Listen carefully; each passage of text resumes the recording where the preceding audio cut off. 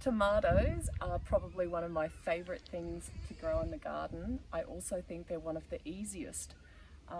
I think over the last couple of years I've bought maybe one packet of seeds and maybe a couple of seedlings from my local nursery.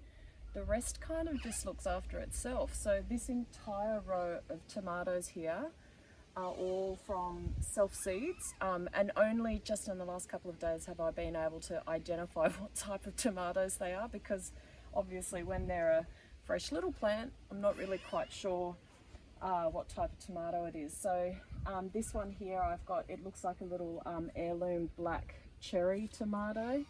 This one here looks like it's a cherry tomato. This one looks more like it's a beefsteak or some kind of nice truss tomato of some description.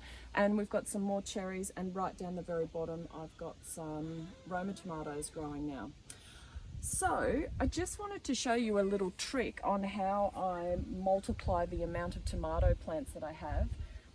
And it's to do with getting rid of your suckers in between the plants, because you don't want to have suckers on your vines. You want to try and keep them as free of extra vines as possible. There's too much energy that goes into creating the new suckers, so I get rid of them, but rather than putting them on the compost heap, I actually turn them into a brand new plant.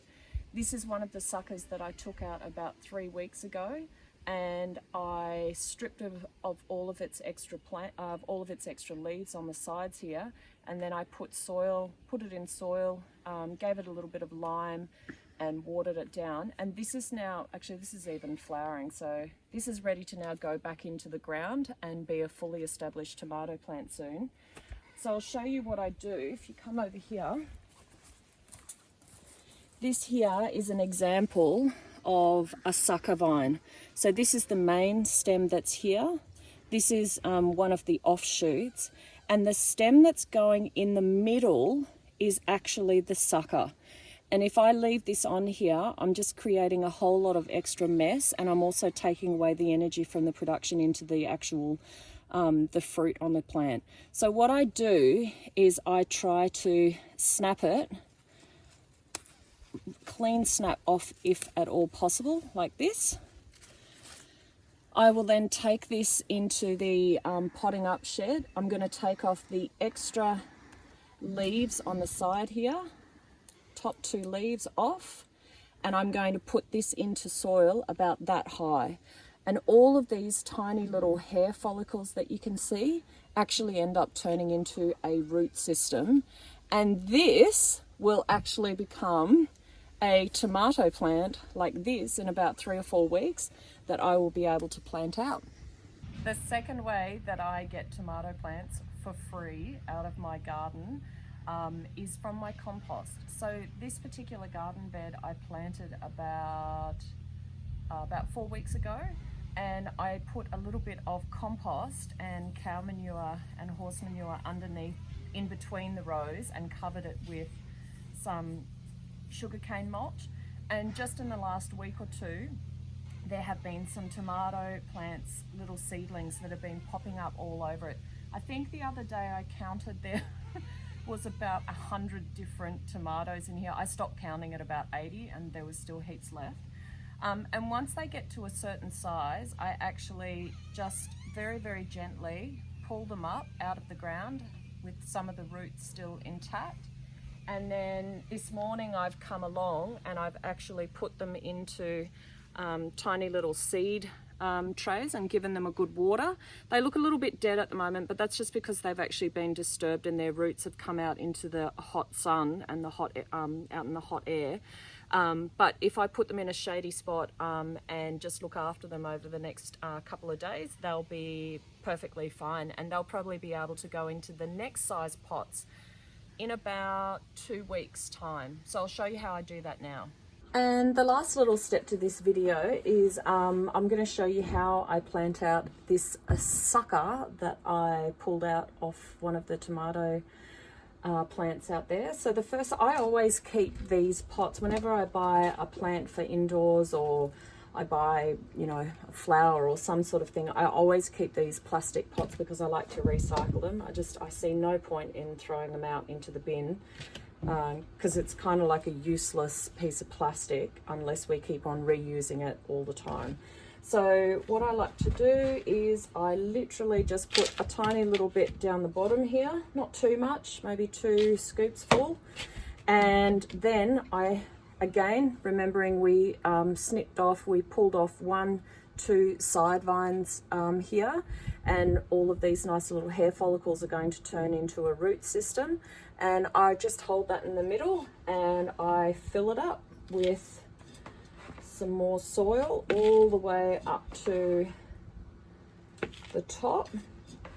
I will give this, once it's full and once it's in, I will water it in, but when I do water it in, I'm going to water it in with a mixture of one of these eco seaweed solutions, and I'm going to probably put a tablespoon of molasses in with it as well, just to help the roots set and just to look after it and nurture it a little bit, so that it doesn't go under too much stress or trauma in the next couple of days, because it literally has just been pulled off the mother tree, and I don't want it to be disturbed too much more. So the more nice things that I can do for it, the better.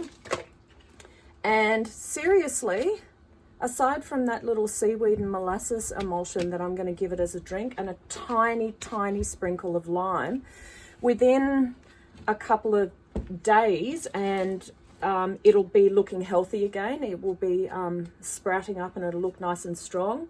And within 2 to 3 weeks, I'll be able to pop this one into the vegetable patch somewhere, wherever I've got some available space. And this will be giving me a nice supply of tomatoes soon. So that's one way of continuing, even from one plant, being able to get more and more